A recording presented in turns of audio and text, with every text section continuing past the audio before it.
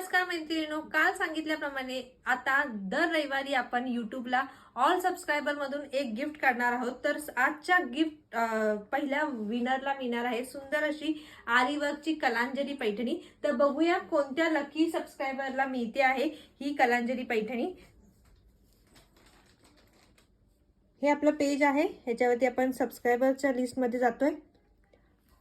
तर बघूया all subscriber मधून कोणाला गिफ्ट मिळते। स्क्रोल करते, मी अजून स्क्रोल करते।